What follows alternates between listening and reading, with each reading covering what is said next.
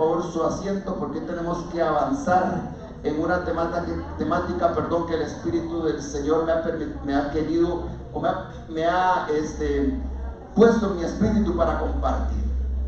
Así que vamos a hablar acerca del libro de Romanos, capítulo 12, versículo 1 al 2, para dar un contexto del tema a desarrollar hoy. Libro de Romanos, capítulo 12, versículo 1 al 2. Dice así: así que, hermanos, les ruego por las misericordias de Dios que presenten sus cuerpos como sacrificio vivo, santo y agradable a Dios, que es el culto racional de ustedes. No se conformen a este mundo, más bien transfórmense por la renovación de su entendimiento, de modo que comprueben cuál sea la voluntad de Dios, buena, agradable y perfecta. Hoy vamos a hablar, iglesia, sobre el sacrificio vivo, el sistema de sacrificios que la palabra del Dios eterno nos es revelada y que se demanda de cada uno de nosotros, en medio de un mundo donde los creyentes necesitan también recibir de una revelación que les permita avanzar a un nuevo nivel, tener ese avance espiritual y natural. ¿Sabe? Yo creo que personalmente he visto a muchas personas sacrificar lo que Dios nunca les ha pedido que sacrifiquen. Y he visto, en mi caso, eso por supuesto también aplica, he visto como muchas veces los sistemas religiosos imponen en las personas el creer que por dar algo van a recibir de Dios lo que en su corazón se han propuesto. En el concepto de la palabra sacrificio, es realmente un concepto que en el hebreo implica acercarse, es decir, es dar algo que Dios demanda y con lo cual se abre una brecha sobre algo que actualmente está cerrado. Por eso en el libro de Hebreos la palabra nos enseña diciendo: acérquense pues confiadamente delante del trono de gracia, para que haya misericordia y el oportuno socorro, y gracias para el oportuno socorro. Así que cuando uno ve qué es lo que en el hebreo eso significa que el presentar sacrificio delante de Dios abre un espacio para que podamos acercarnos hacia una esfera, hacia un nivel que para nosotros es desconocido.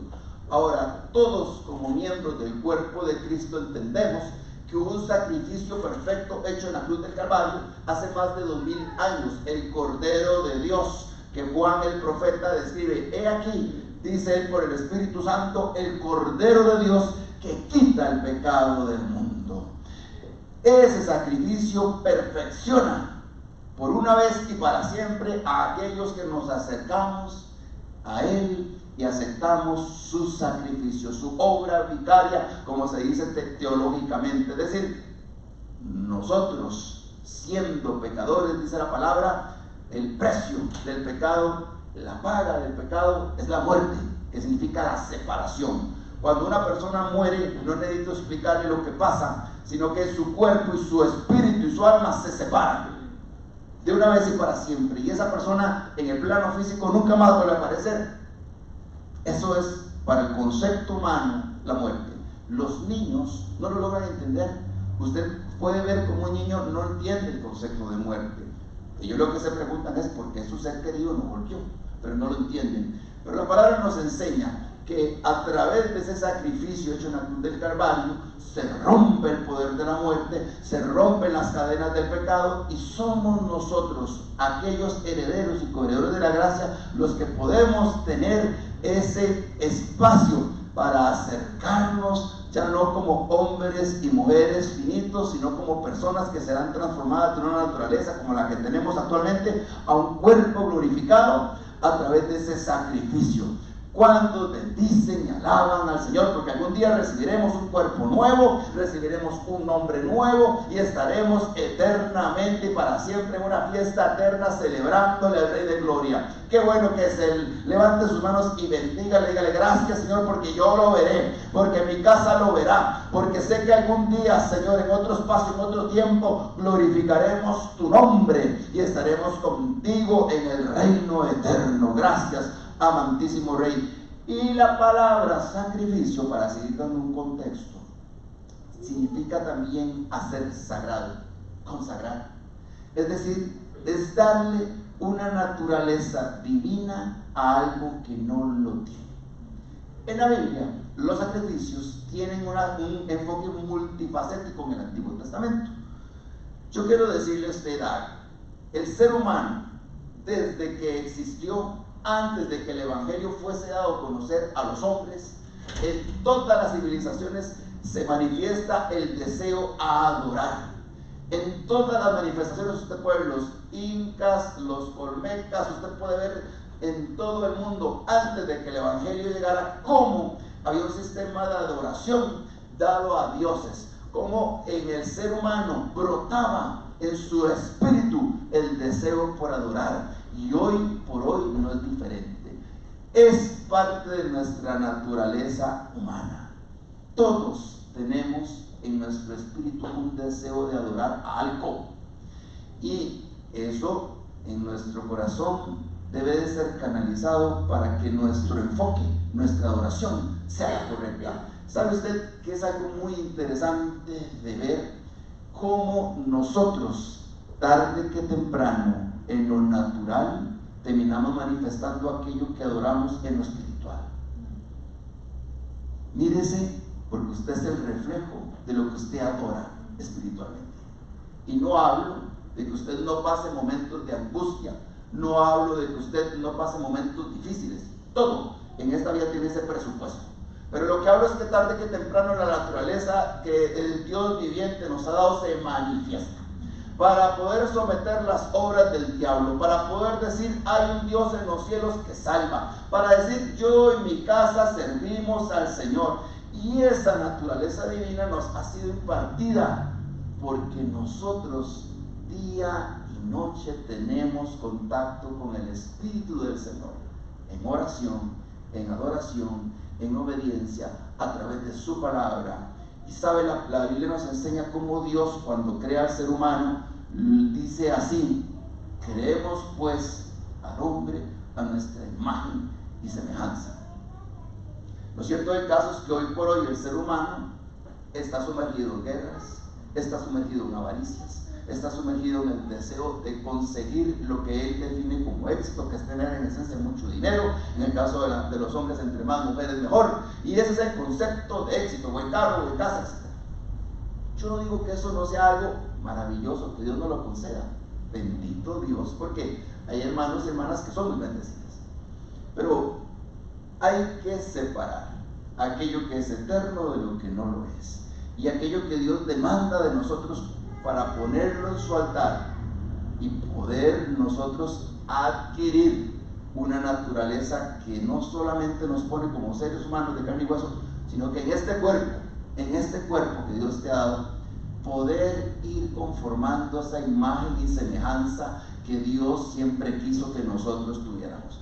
A partir de la caída del hombre en el huerto del Edén, la naturaleza del ser humano cambia. El ser humano ya no es un ser infinito, es un ser que tiene necesariamente que pagar el pecado por la muerte, por el pecado por haber transgredido, que es la muerte. Y conforme usted avanza en el libro de Génesis, usted va viendo el efecto de lo que eso tiene.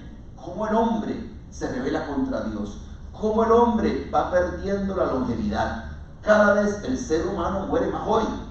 Aunque tengamos la ciencia que tengamos, cuando usted ve lo que vivió Noé, cuando usted ve lo que vivió Adán, cuando usted ve lo que vivió Abraham, esos tipos vivían más de 900 años cronológicos. Es decir, que en ese tiempo, hagámosle la idea de que esos hombres hubieran nacido en el año 1200 y todavía estuvieran vivos. O sea, eso es algo que para nosotros es impensable. Parte de la consecuencia de cómo el ser humano pierde ese contacto con Dios se manifiesta en el hombre. Y veamos el ejemplo de lo que pasa en el libro de Génesis capítulo 4 con a Caín y Abel. Cómo, a pesar de que en ese momento Dios no había instaurado la ley mosaica que establecía el orden de los sacrificios y holocaustos, ellos en su corazón tenían un deseo por adorar, por honrar a Dios.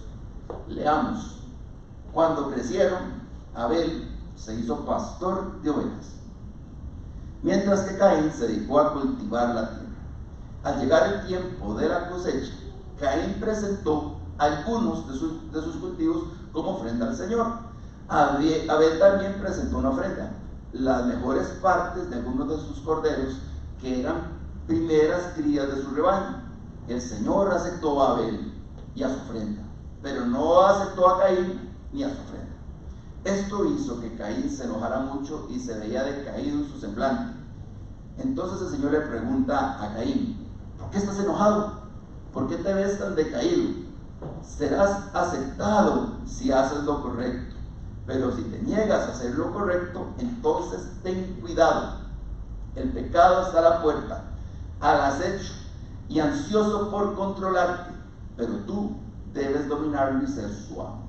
Vean cómo Dios, este último, que yo digo, qué maravilla cómo Dios se preocupa por, en este momento, Caín. Y le hace una pregunta muy interesante: ¿por qué estás enojado? ¿Por qué tiene la cara caída? Y mira cómo Dios le habla a este hombre como también nos habla a nosotros. ¿Por qué tienes la cara tan larga que tienes? ¿Por qué estás decaído? Si haces lo correcto, dice el Señor, serás aceptado. Pero si te niegas a hacer lo correcto, ten cuidado. El pecado está a la puerta, al acecho y ansioso por controlarte. Qué increíble que Dios le hable así a ellos, porque es como que nos habla a nosotros a la vez. Pero tú debes dominarlo y ser su amo. El concepto de sacrificios y ofrendas en la palabra representa en realidad un lenguaje que es celestial, que es traído a los hombres en la tierra para poder entender cuál es el precio que se tiene que pagar para poder honrar a Dios. Recordemos cuáles son los más importantes que Dios exigió. Lo primero era el holocausto. La Biblia nos enseña que el holocausto era un sacrificio hecho por un animal, usualmente un toro, un carnero, una cabra, que se quemaba en un altar. Ese sacrificio lo que representaba era un acto de adoración. Es decir, los hombres en la antigüedad, para poder honrar a Dios, tenían que quemar ese tipo de ofrendas para poder honrar al Señor. Y mediaban varias cosas, elementos: un ser vivo y fuego. Era necesario que las dos cosas se combinaran para poder presentar ese holocausto. Ahora, Noé, después del diluvio, Abraham, cuando va a sacrificar a su hijo, Moisés, David, Salomón, etc., ofrecieron holocaustos a Dios. Cuando vemos a Abraham sacrificando a Dios, Dios lo que le pide a Abraham es un holocausto. Dice en Génesis 22:2: heme aquí, responde Abraham, y dijo el Señor: toma ahora tu hijo, tu único Isaac, a quien tú amas, y vete a la tierra de Moriah y ofrécelo allí en holocausto sobre los montes que yo te diré. Es decir, vean ustedes lo que le está pidiendo. En esencia es matar a su hijo y luego quemarlo. Ese es el nivel de sacrificio que el Señor demandó sobre Abraham. Ahora, ustedes ya conocen cuál es el desenlace de esa historia, porque Dios lo que quería testear era el nivel de amor y de obediencia y de sujeción que tenía el padre de la fe ante la demanda de la palabra del Señor. Ahora, volvamos al contexto: un ser vivo y fuego, dos elementos que eran necesarios en el concepto de un holocausto. Dice la palabra en Mateo 3:11, hablando de Jesús: yo a la verdad bautizo en agua para arrepentimiento, decía Juan, pero el que viene tras de mí, cuyo calzado yo no soy digno de llevar, él es más poderoso que yo, y él los bautizará en Espíritu Santo y fuego. Es decir, yo nunca he visto el Espíritu del Señor físicamente materializarse en fuego, pero sí he visto al Espíritu del Señor, y lo digo en mi experiencia personal, ser como un fuego en mi interior que arde ante circunstancias en donde Él me pide que yo debo de actuar o que yo debo de hacer. O a veces es simplemente porque su presencia se confirma sobre mi vida. Y esta es una experiencia espiritual que a mí nadie me la debe de contar, porque es mi vivencia. Yo, cuando inicié en el cristianismo y era una persona nominal, en el sentido de que no tenía una revelación de quién era el Señor en realidad, yo recuerdo que yo entré en un tiempo de ayuno. Y me puse mucho tiempo a ayunar. Y sabe, recuerdo que esto era un problema para mí porque yo tenía mi grupo de compañeras y compañeros donde yo almorzaba primero, y los segundos que yo trabajaba aquí en Aruca, y aquí no hay mole ni nada como para que usted se pueda ir a perder, ¿verdad? Un ratito mientras usted está en ayuno, ni tampoco tenía parqueo. Entonces yo decía, bueno, Señor, tengo que ayunar, es lo que yo sé, es lo que mi espíritu siente que tiene que hacer. Y entonces me puse durante varias semanas completas, de lunes a viernes en ayuno. Desde que llegaba a la oficina, todo el mundo desayunaba y yo me mantenía en una actitud penitente hasta que se cerraba y iba en la noche a cortar en la casa. Pero la gente se extrañaba, ¿verdad? Decía, qué raro que no, es que hoy no voy a almorzar con ustedes. Y me salía y iba a dar una vuelta en un parque, quedaba ahí. Porque en mi corazón había un hambre por sacrificar de mi corazón, poner mi cuerpo como ese punto en donde ya por fin yo pudiera recibir delante de Dios ese impulso, esa revelación. Y sabe que es muy interesante que yo recuerdo cuando la presencia del Espíritu Santo vino sobre mi vida, y eso es algo que es completamente espiritual porque se manifiesta, no natural. Yo recuerdo que yo estaba en una reunión con todos mis colegas, y en ese momento, en ese lugar donde nadie estaba invocando al Señor, ahí fue donde se manifestó. Y yo inmediatamente empecé a sentir mi cuerpo que ardía, y mi espíritu que tenía como un fuego interior, como cuando la palabra le enseña o nos enseña que cuando Jesús se manifiesta a los discípulos de Maús, decía que su corazón ardía. Bueno, yo le puedo decir que yo he experimentado eso y yo sé lo que es eso. Y algo que me llamó muy poderosamente la oración es que yo no estaba en una iglesia, estaba en medio de un montón de gente que no conoce de Cristo, y que en ese lugar, ahí fue donde por primera vez tuve esa manifestación del Espíritu Santo. Yo digo, Señor, qué maravilloso que es. Entiendo que ese fuego que Él pone sobre nuestro corazón, sobre nuestros espíritus, hace que nuestro ser cambie, hace que nuestra naturaleza humana se debilite, y hace que nosotros seamos una ofrenda ante Dios, ya no como se presentaba en el Antiguo Testamento, sino como hoy Dios lo hace, a través de una comunión, de una humillación, de un acto donde las personas nos consagramos de rodillas delante de Dios, en donde oramos y decimos, viva tu presencia en mi casa, en mi vida, porque hoy ya no hay un sistema que permita ante Dios expiar pecados a través de sacrificios. De hecho, si usted ve la historia, el templo de Jerusalén donde se hacía eso, hoy por hoy no existe, y será restaurado hasta el tiempo del fin, en donde la palabra y la profecía nos colocan diciendo que el sacrificio volverá otra vez a ser. Y esto se genera porque el pueblo judío todavía está endurecido en su corazón, pero a la iglesia le amaneció el resplandor de la luz de aquel que vino a morir por el pueblo que nunca le conoció y por el pueblo que también esperaba a su Mesías. Algunos le recibieron, otros no. Otro de los sistemas que Dios creó para poder tener contacto con Él era ofrecer ofrendas de paz, que era el elemento sacrificial que se ponía delante de Dios para expresar gratitud, para consagrar un voto de liberación ante situaciones difíciles. Entonces, esto consistía básicamente en poner algún tipo de animal igual en el altar, quemarlo igualmente y compartir con la familia parte de un banquete. Entonces vean ustedes cómo esto va siendo un cuadro y figura de lo que hoy el creyente puede disfrutar, que es, dice la palabra, por lo cual tenemos paz para con Dios, por medio del sacrificio hecho en la cruz del Calvario. Hay una paz, dice el Señor, que Él nos da, que sobrepasa la paz que el mundo nos puede dar, que es la paz que nos hace estar firmes en medio de toda circunstancia adversa, sabiendo que Él es el Rey y Señor de nuestras vidas y de nuestras circunstancias. Le leo a usted el libro de Samuel, capítulo 24-25, en el contexto: la ira del Señor se levantó contra Israel porque David hizo un censo, y Dios envió a un ángel a matar creo que eran más de 25,000 o una cantidad de miles de personas por causa de la desobediencia del rey. Y esto también implica que a veces las personas que están en eminencia, cuando meten la pata o cuando se levantan en contra de Dios, la ira del Señor viene sobre toda una nación. Así que, ¿qué hizo David? Él edifica un altar al Señor, ofrece holocaustos y ofrendas de paz, dice en 2 Samuel 24:25, y el Señor escucha la súplica por la tierra y detiene la mortandad. Entonces, vean ustedes cómo en el Antiguo Testamento era necesario estar como pilas en el sistema de ofrendas y sacrificios que había que dar.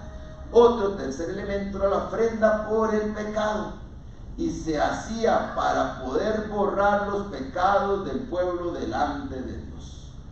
Un cuarto elemento, la ofrenda por la culpa, que en el hebreo se le llama hasham, que es un tipo de sacrificio para poder expiar pecados que eran muy específicos, que eran pecados hechos, digamos, por error, no necesariamente de forma voluntaria, pero al final, pecado, y que podía implicar de manera colateral el perjuicio de alguien. Es decir, como cuando usted se equivoca o yo me equivoco, como decimos a los ticos, metemos la pata y en el proceso dañamos a alguien. Eso requería de una ofrenda para expiar la culpa, que nos compartías en el sí nos compartía, o sea, parte de lo que ya dijo el sábado anterior en el ayuno, en donde las mamás, a veces sin saberlo, sienten y cargan una culpa constante por lo que pasa con sus hijos, y porque de una u otra manera socialmente se pone como un modelo, y cuando usted no calza, que casi nadie calza, entonces la gente lo que hace es sentirse culpable. Los papás lo mismo, es decir, ¿qué papá se siente suficiente? Todos queremos darle más a nuestros hijos, queremos darle un mejor estudio, mejor ropa, todo tiene que ser mejor, y cuando eso no se alcanza, o cuando los hijos no retribuyen como usted pensó, usted piensa, algo yo hice mal. Y en el Antiguo Testamento la culpa se tenía que expiar, es decir, tenía que presentarse un sacrificio. Total que para todo había que generar algún tipo de holocausto y ofrenda. El holocausto y la ofrenda son conceptos que vienen de la mano, es decir, el sacrificio y la ofrenda siempre vienen de la mano. Decía David, en temor al Señor, por lo cual yo no ofreceré al Señor sacrificio que no me cueste. ¿Sabe? Pasando la página de la historia bíblica y colocándonos en el Nuevo Testamento, en la revelación de lo que es Jesús, todos los cristianos tenemos que saber de que ya hubo un sacrificio único y suficiente para poder limpiarnos de toda maldad. Y sabe que es interesante de que como la revelación es progresiva, todos nosotros somos de una u otra manera confrontados en nuestra naturaleza espiritual para poder cambiar. ¿Cuántos saben que en nuestro interior hay cosas que Dios quiere que cambiemos? Hay fe que tiene que nacer en nosotros. Hay una naturaleza espiritual que tiene que fortalecerse en nosotros. Veamos lo que dice el libro de Hebreos capítulo 10. Dice así, en el versículo 1: porque la ley, refiriéndose a Moisés, teniendo la sombra de los bienes venideros y no la forma misma de las realidades, nunca puede, por medio de los mismos sacrificios que se ofrecen continuamente de año en año, hacer perfectos a los que se acercan. De otra manera, no habría dejado de ser ofrecidos, porque los que ofrecen este culto, una vez purificados, ya no tendrían más conciencia de pecado. Sin embargo, cada año se hace memoria de los pecados con esos sacrificios, porque la sangre de los toros y de los machos cabríos no puede quitar los pecados. Por lo tanto, entrando al mundo, él dice: sacrificio y ofrenda no quisiste, pero me preparaste un cuerpo. Holocaustos y sacrificios por el pecado no te agradaron. Entonces dije: heme aquí para hacer tu voluntad, oh Dios, como en el rollo del libro está escrito de mí. Habiendo dicho arriba, sacrificios y ofrendas, holocaustos por el pecado no quisiste ni te agradaron, cosas que se ofrecen según la ley. Luego dijo: heme aquí para hacer tu voluntad, Él quita lo primero para establecer lo segundo. En esa voluntad que somos santificados mediante la ofrenda del cuerpo de Jesucristo, hecho una vez y para siempre. Y todo sacerdote se ha presentado día tras día para servir en el culto y ofrecer muchas veces los mismos sacrificios que nunca pueden quitar los pecados. Pero habiendo ofrecido un solo sacrificio por los pecados, se sentó para siempre a la diestra de Dios, esperando de allí en adelante hasta que sus enemigos sean puestos como estrados de sus pies, porque con una sola ofrenda ha perfeccionado para siempre a los santificados. Vea usted qué maravillosa revelación. Yo, en mi experiencia evangélica y cuando fui católico, uno se da cuenta que los sistemas religiosos siempre buscan imponer en las personas un esquema de sacrificios humanos. Usted puede verlo en lo católico, como la gente le pide caminar hacia la basílica y se echan esas caminadas, y después de ahí como que la cosa es suficiente. Pero en lo evangélico no nos juzguemos, hay cosas que en el sistema evangélico no están distintas. Es decir, hay personas que de una u otra manera vienen a una iglesia religiosamente y uno los ve que en esa actitud de su corazón nunca hay un cambio. Es decir, es algo metódico, como también en otras religiones van 1 o 2 horas al templo, visitan y entran y salen igual. En su espíritu no hay una transformación, y lo que queremos todos nosotros es ver la gloria manifiesta de Dios en nuestros hogares. ¿Cuántos dicen amén? Yo quiero ver la gloria de Dios en mi casa, yo quiero ver la gloria de Dios en mi familia, yo quiero ver la gloria de Dios cambiando mi naturaleza y haciéndome un hombre con autoridad y poder, y hacerle a usted una mujer con autoridad, virtud y propósito. ¿Cuántos dicen amén? ¿Cuántos están de acuerdo conmigo? Ahora, nosotros tenemos que tener la sabiduría, porque yo he visto mucha gente desperdiciar su vida, desperdiciar sus oraciones, no entendiendo qué es lo que Dios realmente demanda de ellos. Y yo he conocido a muchas personas que, tomando principios de la palabra, se esclavizan. Permítame poner un ejemplo. Honrarás a padre y madre para que tu vida se alargue en la tierra. Entonces, ¿qué hace la gente? He visto tantos casos de personas que básicamente viven su vida a la par de su mamá y papá y nunca se casaron, nunca florecieron como personas.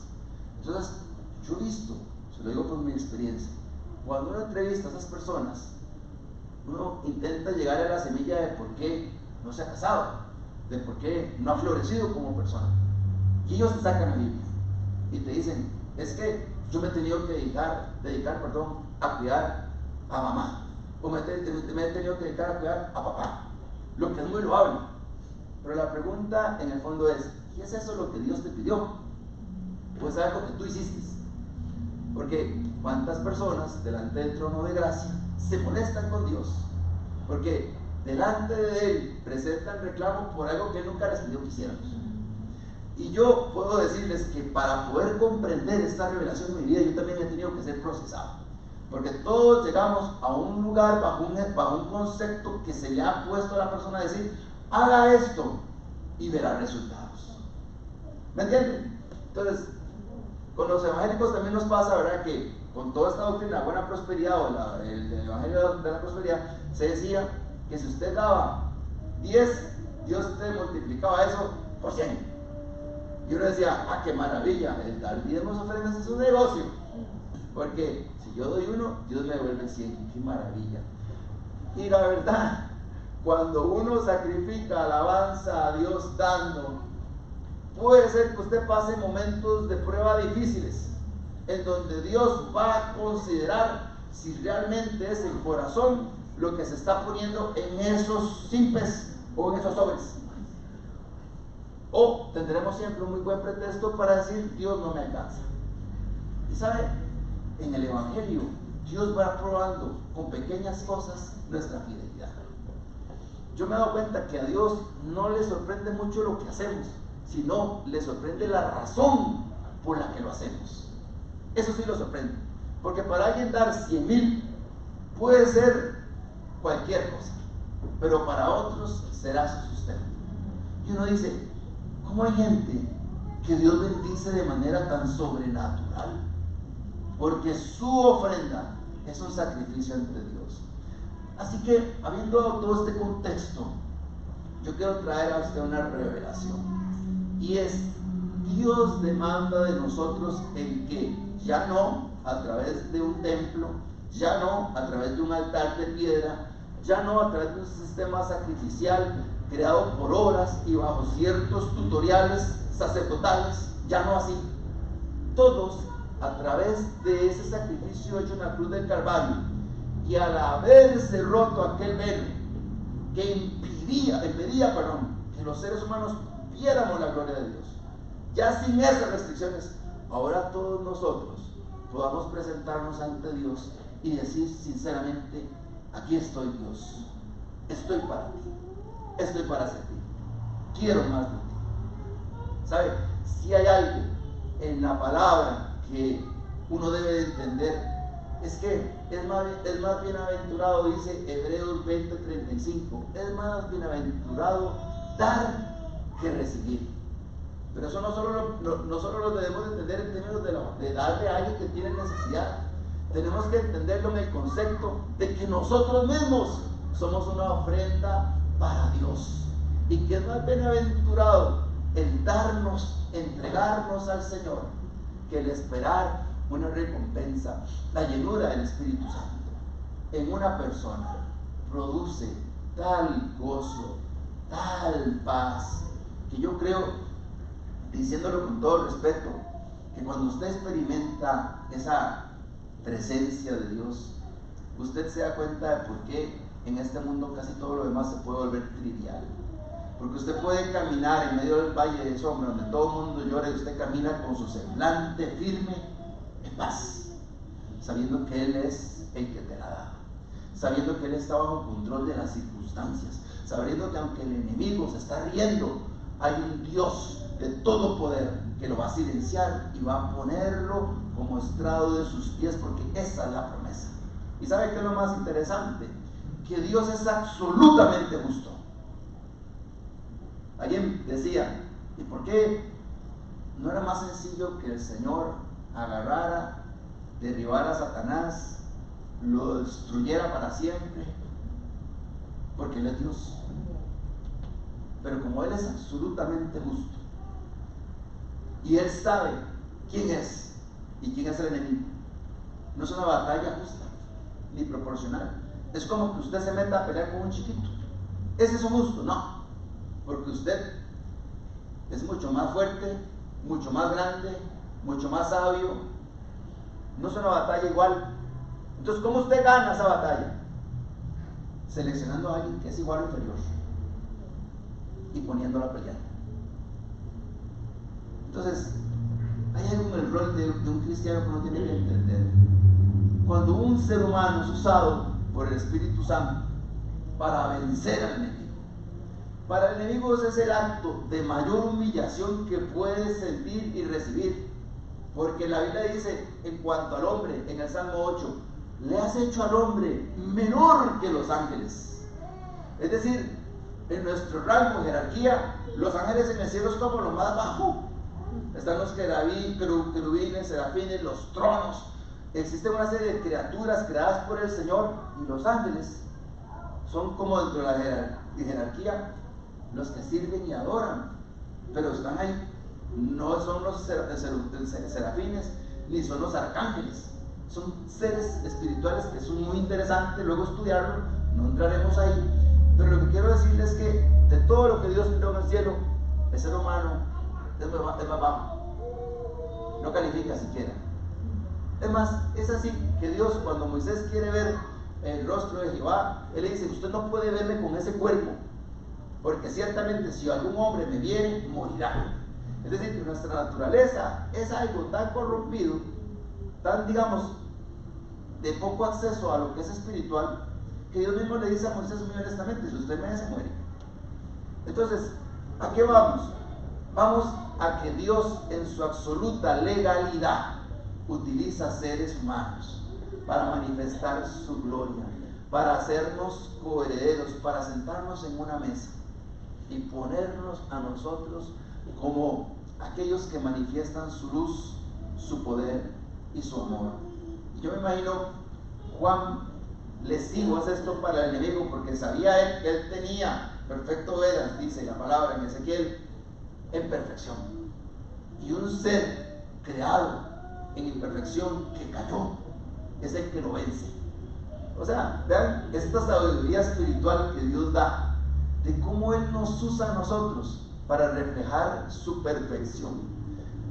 Algo que el libro de Hebreos nos muestra es que hay para el creyente también la necesidad de ofrecer al Dios viviente un sacrificio. Es decir, nosotros hoy por hoy, también delante de Dios, podemos ya no, como lo hacían en el Antiguo Testamento, pero sí, bajo la figura de lo que hoy ya nos ha sido revelado, presentar nuestras vidas. Y Dios demanda, sobre todo, de nosotros nuestra esencia, hacer descansar en Él nuestras vidas. Cuando el Espíritu Santo viene, Él no viene como un turista, Él viene como el Señor, para permanecer en un corazón y llenarlo. Yo en mi vida puedo decir que hay medidas, como cuando usted en un vaso solamente lo llena hasta cierto nivel, y todos en nuestra vida tenemos un cierto nivel de esa esencia, pero la comunión es lo que marca que ese vaso se empieza a llenar hasta que se desborda, y una vez que se desborda empieza a subir y a llenar todo a su alrededor hasta que es bautizado, es decir, está completamente sumergido. Ese es el bautismo del Espíritu Santo. No es solamente el hablar en lenguas, como se creyó durante tantos años en las iglesias pentecostales. El bautismo del Espíritu Santo es la plenitud, es la capacidad que Dios te ha dado para afectar todo tu entorno. Y cuando todos nosotros vamos delante de Dios como sacrificios vivos a presentar nuestras vidas, a presentar con sinceridad nuestros corazones, a no orar con doble propósito, a no orar para querer controlarlo todo, sino decir con sinceridad: Señor, heme aquí, aquí estoy para hacer tu voluntad, enséñame a escuchar tu voz de lo que tú quieres que yo haga, para que con obediencia yo pueda honrarte. Dice el libro de Hebreos capítulo 13 versículo 15: así que ofrezcamos por medio de él a Dios siempre alabanza, sacrificio de alabanza, es decir, frutos de labios que confiesan su nombre. La boca del ser humano es una trompeta que Dios usa para glorificarse. Yo no le hablo a usted de el tipo de creyente que como nunca ahora sale en su carro manejando y dice: Jesús, te amo, te adoro, bendice esta semana. No, en realidad usted lo que hizo fue orar. Eso no sirve, son palabras. Pregúntele a alguna novia si le gusta que su novio la visite solo una vez al mes. Así no va a lograr nada. Se necesita intimidad. El esposo con la esposa necesitan intimidad. Y la oración en esencia es intimidad con Dios. Así que es maravilloso honrar y decir: Señor, te alabo, te bendigo, te exalto. La Biblia dice: oren sin cesar. No significa que tenemos que estar siempre en una actitud penitente, es decir, encerrados en un cuarto. Significa que nosotros podemos glorificar al Señor con nuestra boca y nuestros labios, cuando estamos cocinando, cuando estamos en los menesteres de la vida, trabajando, etc. Podemos glorificar al Señor teniendo ese sacrificio de alabanza, ese frutos de labios que confiesan su nombre. Yo le quiero recordar a usted que lo que uno confiesa puede tornarse en algo peligroso. Hay que tener mucho cuidado con lo que sale de nuestra boca, que puede anular todo lo que Dios quiere en su consejo hacer con nuestras vidas. Así que pídele a Dios que ponga guarda, como decía David, un guarda en mi boca para, como decimos, no equivocarnos, no tener que sonrojarnos delante de Dios cuando Dios en los domingos imparte nuestro espíritu esa fe para hacernos avanzar y creer que va a haber un momento en donde nuestras circunstancias van a cambiar. Puede ser que Dios defina un espacio, un día, un tiempo para poder promocionarnos, bendito sea Él. La alabanza de labios que confiesan tu nombre. Yo le pido a usted que por favor usted cierre sus ojos y levante sus manos y diga: Señor, yo te alabo y te exalto, maravilloso y precioso Rey. Maravilloso Señor Jesús, te alabamos y te bendecimos, y yo te honro, Señor, y quiero que me enseñes cada día a alabarte, a glorificarte. Enséñame, llévame de la mano, amantísimo Señor, para que en todo lo que tú quieras enseñarme, mi corazón esté dispuesto, en el precioso nombre de Jesús el Señor. De la misma manera, Salmo 50:23 dice, también habla sobre la importancia del sacrificio, diciendo, el que sacrifica alabanza me honrará, y el que ordenare su camino le mostraré la salvación de Dios. Salmo 50. Es muy interesante en las dinámicas espirituales. Yo fui espiritualmente instruido, y lo sigo siendo, gracias a Dios por su misericordia, por personas de un nivel espiritual que yo cuando las veía no lo podía pesar en primera instancia. Pero alguien dentro de su ministerio me dijo, venga, hace muchos años, y ore conmigo. Y es así, sí, lunes, miércoles y viernes, de 4:30 a 6 conmigo, de la mañana. Y yo decía, caramba,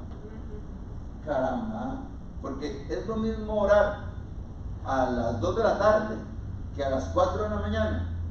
Le pregunto, ¿no, verdad? Es una cosa que uno dice, bueno, y yo acepté el reto. ¿Sabe? Es algo que a mí me maravilla de Dios, que a veces uno espera ver que en el pastor es donde recaen todas las bendiciones, porque más de uno se ha dejado decir, no, es que el pastor es el estándar, ¿verdad? Entonces, si un pastor está pasando pruebas, ya la gente cree que es que Dios no lo está respaldando. No, es que está pasando un proceso de Dios, pero no significa que no sea próspero, que no tenga carne, no sea un varón de Dios, no sea una mujer de Dios. Entonces, pero en Latinoamérica, como que eso, el enemigo le dio más de uno eso. ¿Sabe qué me maravilla a mí el Señor? Ver a personas como yo, sencillas, prosperadas, bendecidas, sanadas, en victoria. Esa mujer, una profeta de Dios, me tomó y me empezó a formar en oración. Y yo me levantaba, bueno, nosotros los miércoles, aviso, oramos de 5 a 6 de la mañana a la iglesia. Pero antes de que eso existiera, porque ya ahora existen medios virtuales, en aquel momento uno se tenía que bañar a las 4 de la mañana, salir en el carro para estar a las 4:30 en la iglesia. En la iglesia, como que usted está aquí, 4:30 orando. Y era increíble ver la convocatoria que el Espíritu Santo hacía, de gente orando de las 4:30 hasta las 6 de la mañana. Y ¿sabe qué es lo que, aparte de la ciencia espiritual que uno recibe, qué es lo que a mí me maravilla mucho de haber visto ese testimonio de familia, que era un hombre y una mujer de la iglesia, que ellos se casaron hace muchos años atrás, con solo 3 meses de jalar. Nadie daba un 5 por ellos. ¿Quién dice como 3 meses se casaron? O sea, ni siquiera hubo compromiso. No, se enamoraron, se gustaron y se casaron. Y eran de esas parejas como de esquina en la iglesia, que uno la ve, no entra, todo el mundo glorifica y no tienen un protagonismo, pero tenían un peso por la oración. Después de 15 años de orar lunes, miércoles y viernes, todos los días, Dios los prosperó de tal manera que ahora tienen un hotel en San Carlos. Tienen 2 o 3 casas en Costa Rica, y no son casas pequeñas. Dios les dio la sabiduría, la mayordomía, la mano de protección. Y uno dice, es que es como ver a Abraham y a Sara. Pero yo le contaba este testimonio a mi esposa, y no hay gente que sorprenda cuando usted habla con ellos. De hecho, el esposo es un hombre muy serio, y uno, hasta que le da como una cosa a hablar, pero cuando usted le habla de Dios, el hombre está en su chaco, ahí está en su elemento. Pero no es una gente que como que maravilla mucho en su desarrollo ministerial. Usted los pone a predicar, ella sí tiene un ministerio, no tanto. Y a todo esto, Dios también les dio una iglesia en San Carlos. Tienen el hotel, tienen la iglesia. Oiga, no era gente de plata, era gente que apoyó el partido. Bueno, eso. ¿Sabe qué es? Esos testimonios, a mí realmente yo glorifico al Señor, porque hay recompensa en buscarle, hay recompensa en clamar al Señor. Hay recompensa en ser sacrificios vivos delante de Dios. Y yo me pongo a pensar que cuando estemos en la eternidad, nosotros no vamos a tener jerarquías, es decir, no van a haber pastores, maestros, vamos a ser un pueblo, porque los ministerios y los dones dejarán de ser. Pero qué maravilloso es ver la obra de Dios. ¿Saben? Hay algo en donde yo sé y discierno por el Espíritu Santo que el enemigo ha estado batallando en esta casa espiritual. Es por nuestra alabanza, es por nuestra adoración y es por nuestra oración. Yo le quiero recordar, dice la palabra en Juan 4:23, pero la hora viene y ahora es cuando los verdaderos adoradores adorarán al Padre en espíritu y en verdad. Porque ciertamente a tales el Padre busca que le adoren, porque Dios es espíritu y los que le adoran deben adorarle en espíritu y en verdad. Dice el libro de Apocalipsis, versículo 5, capítulo 5, versículo 5, dice: y uno de los ancianos le dijo, no llores, y aquí el león de la tribu de Judá, la raíz de David, ha vencido. Y dice: y miré y vi en medio del trono y de los 4 seres y en medio de los ancianos que estaba en pie un cordero como inmolado que tenía 7 cuernos y 7 ojos, los cuales son los 7 espíritus de Dios enviados por toda la tierra. Y vino y tomó el libro de la mano derecha del que estaba sentado en el trono, y cuando hubo tomado el libro, los 4 seres y los 24 ancianos se postraron delante del cordero. Todos tenían arpas y copas de oro llenas de incienso, que son las oraciones de los santos. ¿Saben? Ahora que estamos cerca de celebrar el Día de la Mamá, yo siempre he dicho que la oración de las mamás tiene un peso muy particular en la economía del reino. Una mamá orando por sus hijos, un padre orando por sus hijos, tiene un peso en lo que es la intercesión para con Dios. Yo creo que nosotros como iglesia tenemos que estar apercibidos de que hay un enemigo y de que hoy por hoy el mundo sigue siendo un territorio en donde el reino de Dios avanza a partir de hombres y mujeres que se presentan como sacrificios vivos. ¿Sabe usted? El enemigo, en su afán de imitar todo lo que Dios hace, él también le exige a sus siervos sacrificios. Yo me pongo a pensar en cómo el enemigo es un imitador, pero también cómo la iglesia tiene que ser despertada de realidades espirituales. Existe esta doctrina de solamente gracia, ¿verdad?, que le dice al creyente: usted no se preocupe porque ya Cristo todo lo hizo en la cruz del Calvario, así que no tiene que ayunar, no tiene que orar, basta con que usted venga un domingo a la iglesia, que usted, bajo la buena doctrina que se vende en ese lugar, pues se saca y te dan como un sello garantía, ¿verdad?, como un paquete. Yo me pongo a pensar, ¿por qué es que el reino de Dios a veces avanza tan lento? Porque es que a veces nosotros, en medio de lo que está pasando en este mundo, cuesta ver una iglesia que avanza más el islamismo en Europa que el cristianismo. O sea, es increíble ver cómo en España se hacen desfiles de musulmanes lapidándose, pero eso no existía hace un año, hace años atrás. Es porque ellos van avanzando. Y hay que entender algo, porque esta es una forma en como el enemigo inutiliza a los creyentes. Nosotros en nuestra vida debemos, sí o sí, delante de Dios, de presentarnos como sacrificios vivos a nuestros hijos, a nuestros hogares, como lo hacía Job, como sacrificios vivos. ¿Sabe? Algo muy interesante, se lo voy a hacer como una revelación. Son cosas que usted ve y usted dice: eso qué raro. Pero por ejemplo, usted sabía que las corridas de toros, eso es en esencia un ritual de un sacrificio para con el enemigo. Vean algo tan sencillo, pero el matar a un toro en un redondel tiene un trasfondo totalmente ocultista, porque ese sacrificio de ese animal no es adrede. El torero asume un rol de sacerdote y el toro de un sacrificio para con el enemigo. Por eso es que las naciones en donde se ven corridas de toros y demás, usted las ve marcadas con maldición. España, México, lugares de la corrupción destruyen. Y uno dice, pero qué raro, sistemas de sacrificio implantadas en la sociedad para glorificar al enemigo. Y a veces la gente lo ve. No digo con esto que no vaya a un redondel a ver una corrida en diciembre, porque aquí no se matan los animales, es distinto.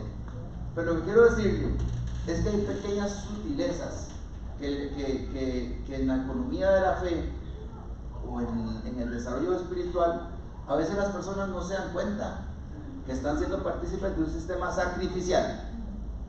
Así que, para cerrar esto, dice la palabra, hablando del libro de Samuel, que el sacrificio vivo demanda por sobre todo obediencia. Maravilloso es, dice, cuando Samuel le pregunta a Saúl, ¿se complace el Señor en los holocaustos y en los sacrificios como la palabra del Señor para que ella sea obedecida? Ciertamente es mejor que los sacrificios y que el prestar atención y el obedecer que el hacer sacrificios, porque la rebeldía es como el pecado de adivinación y la obstinación es como la iniquidad de la idolatría. ¿Ves cómo lo compara el Señor? Por cuanto tú has desechado la palabra del Señor, Él también te ha desechado a ti para que no seas mal rey. Vea cómo el Señor demanda de nosotros esa obediencia para purificar nuestros corazones. Ahora, para cerrar este tiempo de enseñanza de la palabra, yo le quiero invitar a ponerse sobre sus pies.